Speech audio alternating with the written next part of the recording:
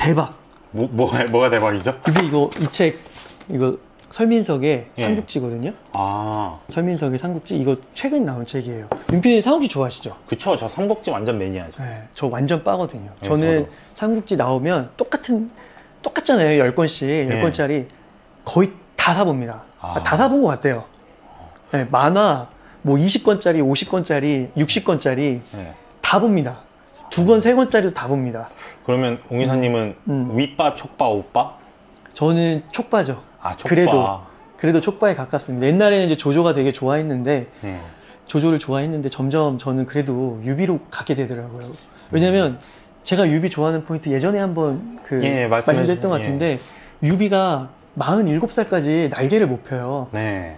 근데 졸구의 화신이에요. 그쵸. 그때 47의 제갈량을 만나서 그것도 대박이야. 자기보다 20살이나 어린 제갈량을 만나서 날개를 펴요. 네. 저는 그게 너무 감동이에요, 그냥. 아. 왜냐면은 그 돗자리 팔고 예.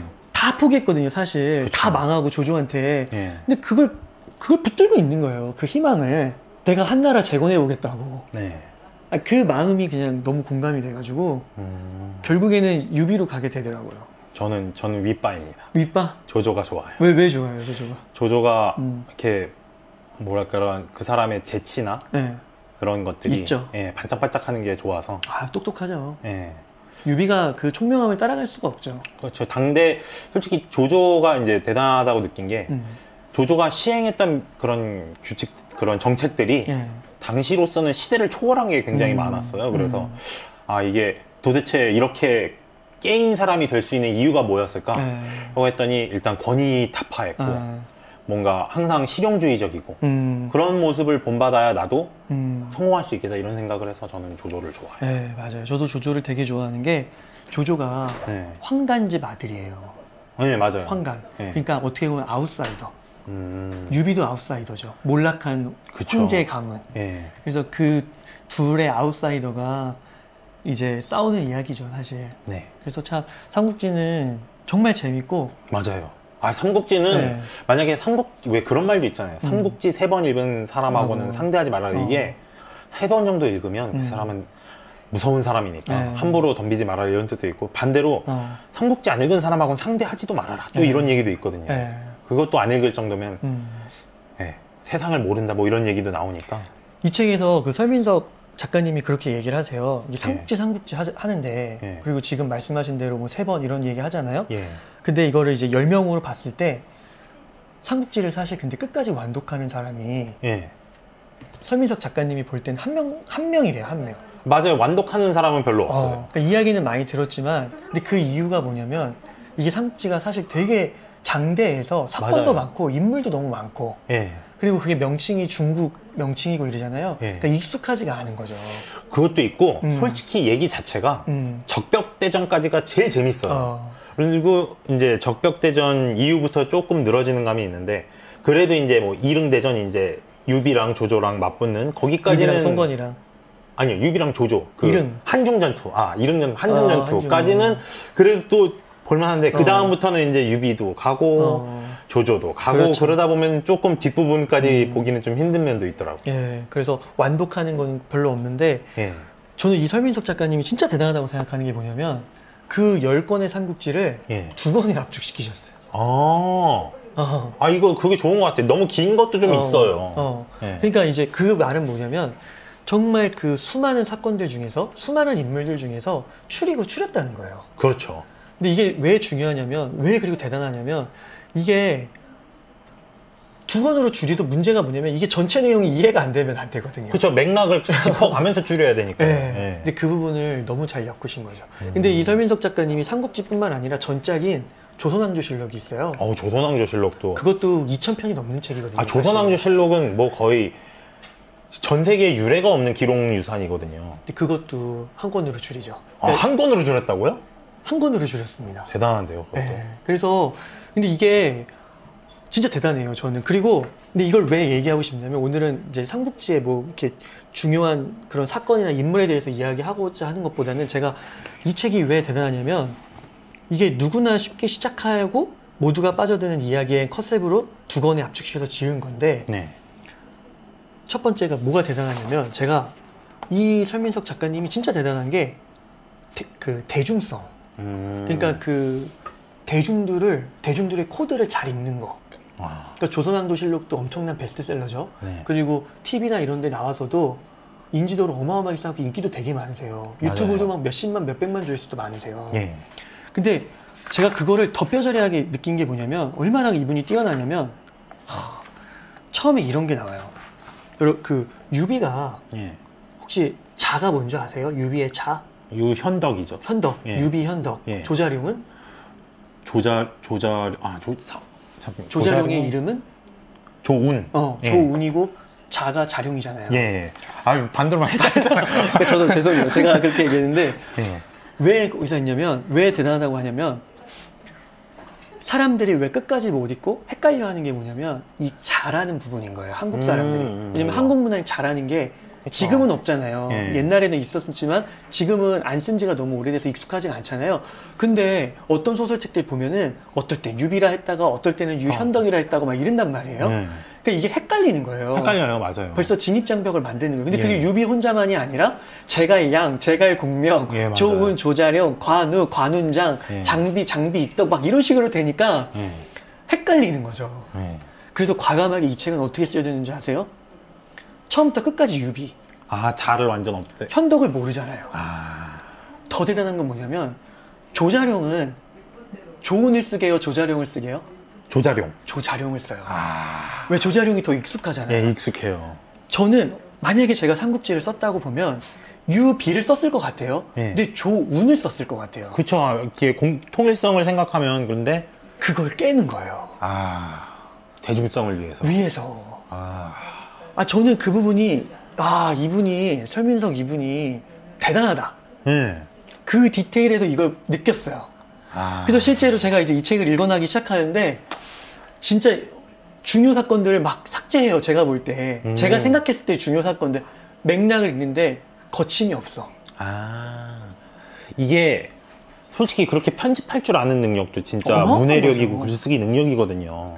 핵심 내용을 알기 때문에 쳐낼 수 있는 거예요. 그쵸. 스티브 잡스가 뭐라고 했어요? 심플. 간단한 게 더 어려운 거라고. 네. 예. 심플이지 더 베스트예요. 예. 그 잡스가 예. 옛 명언을 인용할 때 예. 그런 말을 하거든요. Simplicity 예. is complexity resolved. 무슨 뜻이에요? 이게 뭐냐면 간단함은 예. 복잡함이 해결된 거다. 아. 그러니까 간단함이 그냥 단순한 게 아니에요. 예. 이 세상은 복잡하잖아요. 예. 그거를 간단하게 나타낸 거예요. 그게 바로 아이폰인 거예요. 그쵸. 예. 네. 그래서 이 설민석 작가님의 능력이 대단한 거예요. 그거를 전체 맥락을 잃지 않는 선에서 이거를 이제 만들어낸 거죠. 네. 그래서 이게 지금 그 도서 등수 예. 거기에서 아마 지금 1위 아니면 2위일 거예요. 예, 되게 잘 나가고 있더라고요. 그러니까 그럴 것 같아요.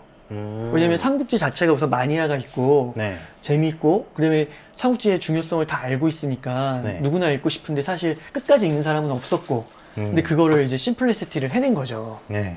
음. 그렇죠. 삼국지라는 게 되게 얼마나 복잡하냐면 캐면 캘수록 다른 게 또 나오기도 그렇죠. 하고. 나이가 들고 이러면서 네. 또 읽으면 다르니까. 예. 그래서 제가 요거를 이제 보면서 그 느낀 게 저희도 어떻게 보면은 대박을 치고 싶잖아요. 그죠? 그러니까 대박이라는 건 많은 대중성을 얻는 거. 네. 저희가 또 어떤 기업에 현재 기업에 속해 있다 보니까 우리가 뭔가 하나를 하더라도 더 많은 대중적인 호흡이 있으면 좋잖아요. 그렇죠. 기업은 팔아야 사는 거니까. 네. 팔려면 대중성이 있어야죠. 네, 그게 뭐 불법적인 행동이나 뭐 그런 거 윤리적 아니지. 그런 게 예. 아닌 이상은 얼마나 좋아요. 예를 네. 들어 똑같이 이 설민석의 삼국지나 뭐 다른 책들을 소개하는데 막 어렵게 쓰면 아, 그러면 아무도 안 보죠. 안 보잖아요. 예. 근데 그 중심 내용을 정말 재미있게 간단하게만 simplicity is complexity resolved라는 철학으로 쉽게 가다갈 수 있으면은 그렇게 안 할 이유가 없는 거잖아요. 그렇죠. 간단하게 할수록 좋아요. 예. 그리고 간단하게 하는 게 더 어려운 거예요. 맞아요. 예. 그러니까 그거를 이제 봤을 때 저희 체인지 그라운드에서 되게 권장하는 책이 있잖아요. 그렇죠. 예, 윤PD님 싱큐베이션에서 하신다고. 예, 그게 바로 예. 요 이제 생각이 돈이 되는 순간 영어로 크리에이티브 커브라는 책인데 이 책이 사실 되게 어떻게 보면은 경영서 같기도 하고 아니 자기계발서 같기도 하고 그렇죠. 근데 저희는 이걸 또 글쓰기 책으로 공부해요. 그러니까 정말 여러 분야에 다 적용을 할 수 있는 그런 아이디어가 담긴 책이라서 네. 그 책 제목이 생각이 돈이 되는 순간. 그러니까 네. 어떻게 보면 생각을 돈으로 만들려면 네. 대중성이 필요한 거죠. 그렇죠. 근데 저는 이 책이 왜 좋았냐면 네. 저희 체인지그라운드 필독서이기도 한데 왜 좋았냐면 여기서 구체적으로 7대 3의 법칙을 말해요. 7대 3이요? 네, 7대 가르마? 3의 법칙. 유피엔이 7대 3의 법칙 읽지 않으셨어요?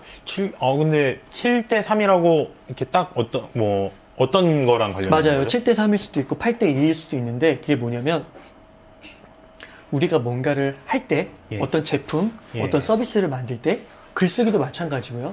다 여기 제품 서비스에 포함되는 거예요. 네. 할 때 기존에 인기 있던 예. 그런 테마, 예.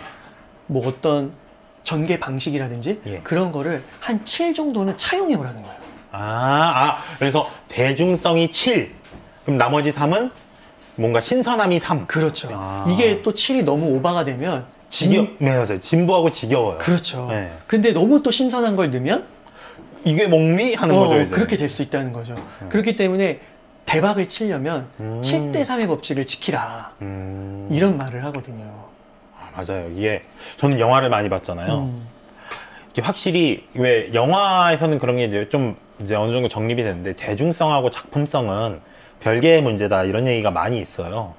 그런데 아무래도 이제 뭐 예술 영화나 뭐 그런 거는 작품성을 아무래도 따지잖아요. 그래서 그런 영화들 보면은 너무 신선해서 좀 가끔 이해하기 힘든 작품들도 있어요. 뭐 그래도 그건 작품성만 따지는 거니까 이제 상관이 없는데 영화가 흥행을 하려면 대중성을 고려를 해야 되잖아요. 그런데 또 그러면 흥행만 하면 되냐? 그것도 아니에요. 네. 이게 흥행을 노린다고 친숙한 요소들만 다 끌고 그렇죠. 오면 사람들이 지루하다고 또 안 봐요. 그러면 상업 영화가 어떻게 친숙함을 유지하면서도 또 신선함을 유지해서 또 인기까지 끌 수 있냐? 그 비율을 잘 맞추는 게 그게 진짜 실력인 거죠. 그게 실력이라는 예. 거죠. 그러니까 그거를 자칫 보통 사람들은 저도 그랬어요. 보통 사람들이라기보다는 제가 그거에 함정에 빠졌어요. 흑과 백. 그러니까 작품성이냐, 예. 아니면 대중성이냐, 계속 이거를 어느 쪽으로 가야 되냐, 택일적으로 생각한 거죠. 근데 이거를 택일이 아니라 스펙트럼으로 봐야 된다는 거예요. 맞아요. 스펙트럼으로 봐야 돼요. 그리고 이 저자가 말하는 거는 그 스펙트럼 중에서도 한 7 정도를 대중성으로 봐야 된다는 거죠. 그리고 그게 진짜 실력이고 네. 그게 어렵다라는 거예요. 예, 자기가 한 게 이게 대중성을 70% 정도로 맞춘 거겠지라는 네. 걸 파악할 수 있는 감이 있어야 돼요. 네. 예. 근데 그런 면에서 저는 볼 때 이 설민석의 삼국지가 대단하다고 보는 게 예. 이분이 저희가 초반에도 말했듯이 조선왕조실록을 쓰셨다 했잖아요. 예. 삼국지의 인물과 조선왕조실록의 인물을 엮어서 막 이야기를 해요. 아유, 와, 이건 뭐. 네. 그러면 이해의 폭이 훨씬 넓어지죠. 그러니까 대중성을 7을 깔고 네. 한국의 역사 이런 것까지 해서 대중성을 깔고 참신하잖아요. 조선왕조실록의 이야기. 네. 예를 들면 조선의 왕조를 세운 게 정도전과 이성계인데 네. 둘 다 아웃사이더였어요. 그쵸, 이제 저쪽 북방, 변방에 있는. 네. 코드가 딱 안 나서 이게 역사가 이루어지는데 삼국지의 중요 인물들도 다 아웃사이더입니다. 그렇죠. 조조도 황간의 아들이고 네. 유비도 황제 가문에서 망한 네. 그렇게 되죠. 그나마 그 중에서 가장 인싸에 가까웠던 게 이제 조조인데, 예. 그래도 예. 뭐 이렇게, 그쵸. 뭐라 그러지, 내시의 그렇죠. 자손이었으니까. 그러니까 돈과 자본은 좀 있을지 몰라도 맞아요. 중앙하고는 좀 거리가 그렇죠. 있었어요. 어느 정도 승진하는 데는 한계가 있었던 거죠. 아웃사이더였죠. 그러니까 아웃사이더들의 이야기예요. 왜냐면 난세기 때문에 그게 되는 거예요. 그쵸. 난세가 아니라면 적자들이 계속 올라가고 기존에 갖고 있던 기득권들이 올라가겠죠. 네. 근데 난세가 벌어지니까 그쵸. 그 반발감, 억울함. 솔직히 난세 아니었으면 유비관우 장기는 동네 깡패였죠. 예. 네.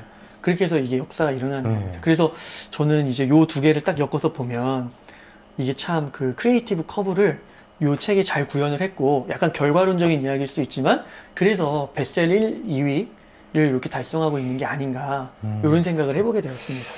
이게 저는 웅 기사님 아까 대중성하고 작품성 이거를 흑과 백으로 보셨다 그랬잖아요. 저는 이제 글을 쓸 때 아무래도 이제 영화 비평을 하니까 문제가 뭐냐면 참신하지 않으면 이렇게 생존할 수가 없는 거예요. 그래서 항상 참신한 걸 써야 되는데 말씀하신 것처럼 참신한 걸 처음에는 그래서 제가 생각하는 참신한 이야기들을 막 쏟아냈거든요. 그러니까 사람들이 안 봐요. 네, 안 보더라고요. 그래서 어떻게 하면 사람들이 더 볼까 그래서 저는 내용의 참신함은 유지를 하면서 글을 쉽게 쓰려고 엄청 노력했어요. 그래서 글쓰기 책도 되게 많이 공부를 했거든요. 그래서 가급적 쉬운 단어를 써라. 문장 짧게 써라. 그렇게 해가지고 글을 되게 쉽게 쓰기 시작하니까 사람들이 그때부터 읽어주기 시작하죠. 지금 되게 정답을 얘기해 주신 게 그런 쉽게 다가가고 쉬운 글 이런 거는 공부를 안 하면 안 되잖아요. 맞아요. 그러니까 대중성이라는 것도 공부를 해야 돼요. 오히려 참신한 생각 같은 게 오히려 그게 그런 건 공부를 안 해도 누구나 생각이 특이한 생각은 누구나 할 수 있거든요. 근데 그거를 친숙하고 대중성 있게 풀어내려면 어떻게 풀어낼 그럼 진짜 것이냐. 그걸 공부를 해야 돼요. 그래서 이게 되게 재밌는 게 친숙함이 7, 신선함이 3이라고 했잖아요. 공부도 똑같아요. 친숙함을 7을 공부하고 신선함은 3만 공부해도 되더라고요.